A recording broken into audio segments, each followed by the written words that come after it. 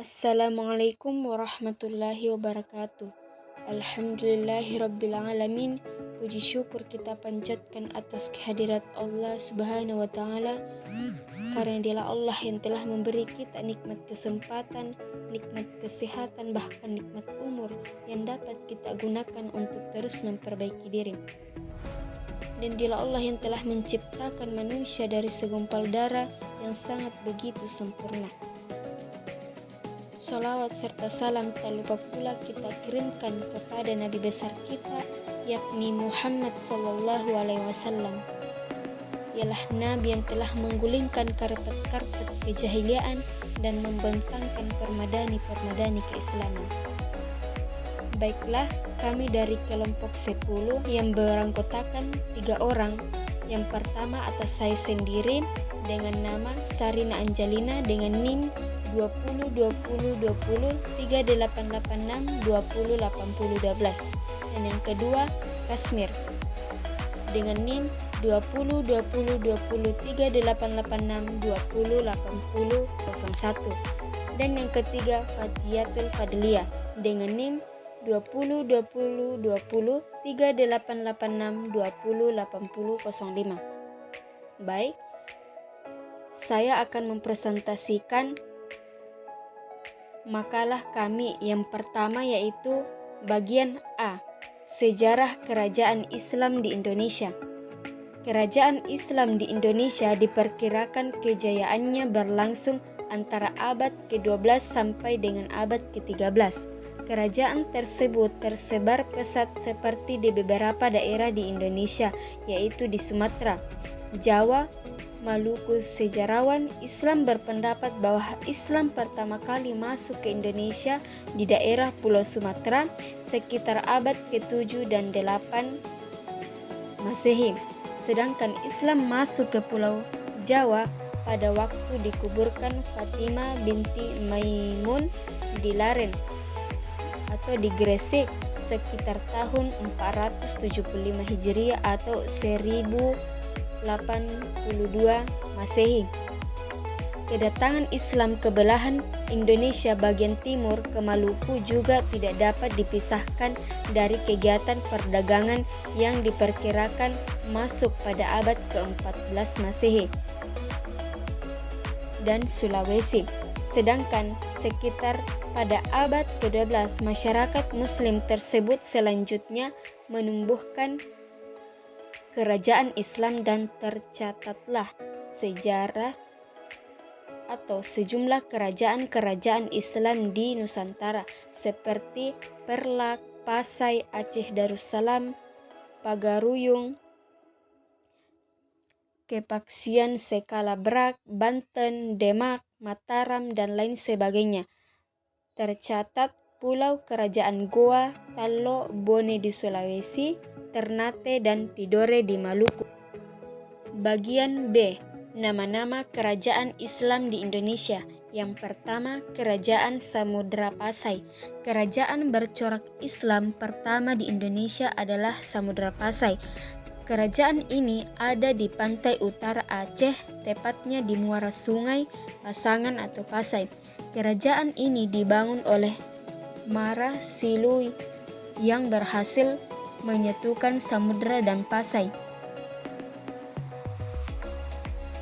Setelah Mara Silu memeluk Islam, ia kemudian mendapatkan gelar Sultan Malik As-Saleh dan menjadi raja pertama kerajaan Samudra Pasai. Sultan Malik As-Saleh wafat, kemudian tahtanya jatuh ke putranya bernama Sultan Malik At-Tahir. Raja kedua Samudra Pasai itu memiliki 2 anak, yaitu Mahmud dan Malik Al-Mansyur. Keduanya mewarisi tahta kerajaan. Setelah itu, kekuasaan Samudra Pasai dipegang oleh Sultan Ahmad Perumadat Perumai. Di masa itu, kerajaan Islam pertama di Indonesia ini menjalin hubungan dengan Kesultanan Delhi atau India. Yang kedua, Kerajaan Malaka. Kerajaan Malaka juga masuk dalam daftar kerajaan Islam pertama di Indonesia karena berdiri di awal perkembangan Islam. Kerajaan ini terletak di Semenanjung Malaya dengan ibu kota Malaka. Raja pertama dari Kerajaan Malaka yaitu Iskandar Shah. Pada masa pemerintahannya, kerajaan ini berkembang pesat dan menjadi kerajaan Islam terbesar di Asia Tenggara. Namun menurut catatan sejarah, masa keemasan kerajaan Islam ini yaitu pada masa era kepemimpinan Sultan Mansur Shah. Pada saat itu Malaka berhasil menjadi pusat perdagangan sekaligus penyebaran Islam di Asia Tenggara. Perekonomian masyarakat di kerajaan Malaka tertumpu pada perdagangan dan pelayaran. 3. Kerajaan Aceh. Kerajaan bercorak Islam selanjutnya yaitu Kerajaan Aceh. Secara geografis, kerajaan ini terletak di Sumatera bagian utara dengan jalur pelayaran dan perdagangan internasional. Letaknya yang strategis membuat kerajaan ini berkembang cukup pesat. Sultan pertama kerajaan ini yaitu Sultan Ali Muhammad Shah dan mengalami masa kejayaan pada masa Sultan Iskandar Muda. Di masa kejayaannya, Aceh berkembang sebagai penghasil lada. Dari sinilah banyak negara yang melakukan perdagangan di Aceh. Beberapa faktor yang menyebabkan kerajaan ini mengalami kemunduran antara lain. Yang pertama, kerajaan Aceh mengalami kekalahan melawan Portugis di Malaka. Yang kedua, tidak ada tokoh cakap setelah Sultan Iskandar Muda wafat. Dan yang ketiga, daerah taklukan kerajaan ini mulai melepaskan diri seperti Johor, Perlak, Pahang, Minangkabau, dan Siak. 4. Kerajaan Demak. Di tanah Jawa, kerajaan Islam pertama adalah Kerajaan Demak. Letaknya di Jawa Tengah, tepatnya di daerah bernama Bintoro, sebuah daerah bawahan Majapahit. Raja pertamanya itu Raden Patah yang merupakan keturunan Raja Brawijaya, dan ibunya penganut Islam dari Jemupa. Setelah Raden Patah, kerajaan Demak dipimpin oleh Patimulus. Ia memimpin tidak lama, namun cukup terkenal karena sempat memimpin pasukan Demak menyerang Portugis di Malaka. Kerajaan Islam pertama di Jawa ini mengalami masa kejayaan pada masa Sultan Trenggono. Daerah kekuasaannya bahkan sampai ke Banten, Sunda Kelapa, dan Cirebon. Dari segi ekonomi, Demak berkembang di sektor perdagangan dan pertanian. Demak menjadi wilayah pertemuan antara penghasil rempah dari Indonesia bagian timur dan Malaka sebagai pasar di Indonesia bagian barat. Kerajaan ini juga melakukan kerjasama dengan daerah pantai utara Jawa sehingga menciptakan persekutuan di bawah kepemimpinan Demak. Yang kelima, Kerajaan Mataram Islam. Mataram Islam berada di Kota Gede atau yang saat ini Yogyakarta. Raja pertama sekaligus pendiri kerajaan ini yaitu Sultan Jaya. Masa kejayaan Mataram Islam itu pada masa Raden Mas Rangsang atau Sultan Agung Anyokusumo.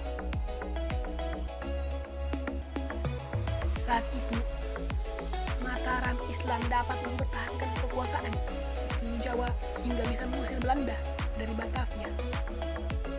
Sepeninggalan Sultan Agung, Mataram Islam kemudian dipimpin oleh Amangkurat I, kemudian dilanjutkan oleh Amangkurat II. Yang keenam itu Kerajaan Banten. Kerajaan Islam ini terletak di Jawa Barat bagian utara. Sejarah kerajaan ini bermula saat Fathahillah berhasil merebut Sunda Kelapa pada tahun 1527. Kemudian, Banten berkembang menjadi pusat perdagangan dan persebaran Islam. Hasanuddin kemudian menjadi raja pertama sekaligus pendiri kerajaan Banten. Raja selanjutnya setelah Hasanuddin yaitu Maulana Muhammad. Setelah itu, Banten dipimpin oleh Abu Mufakir. Namun berita kepemimpinan Abu Mufakir tidak banyak diketahui, karena pada saat itu Belanda di bawah pimpinan Cornelis de Houtman mendarat di Banten. Kedatangan Belanda menjadi berita yang menggemparkan. Kerajaan Belanda mengalami masa kejayaan pada pemerintahan Sultan Ageng Tirtayasa. Pada masa ini, Banten bisa menjadi pusat perdagangan. Setelah itu, Sultan Ageng juga memiliki sikap tegas dan berani terhadap Belanda yang saat ini tengah menduduki Batavia. Yang ketujuh, Kerajaan Goa Talo.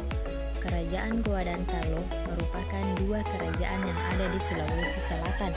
Keduanya saling berhubungan baik. Kerajaan Goa dan Talo kemudian dikenal sebagai Kerajaan Makassar. Kerajaan ini pernah dipimpin oleh 3 raja, yaitu Sultan Alauddin, Sultan Hasanuddin, dan Raja Mapasoma.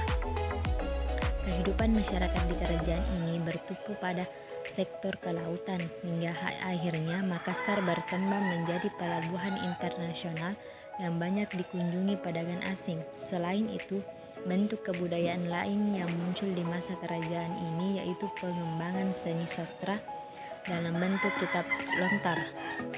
Yang terakhir atau yang ke-8, Kerajaan Ternate dan Tidore. Kerajaan ini terletak di sebelah barat Pulau Halmahera atau Maluku Utara. Tanah Maluku terkenal sebagai penghasilan rempah sehingga sering disebut sebagai The Peach Island. Dari kekayaan alam tersebut, maka kehidupan ekonomi kerajaan ini bertumpu pada sektor perdagangan. Setelah itu, Kerajaan Ternate berkembang pesat dengan beberapa raja yang pernah memimpin, antara lain Sultan Zainal Abidin, Sultan Tabarigi, Sultan Hairun, dan Sultan Habluah.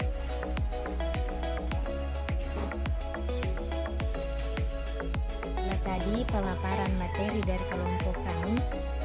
Lebih dan kurangnya mohon dimaafkan. Wassalamualaikum warahmatullahi wabarakatuh.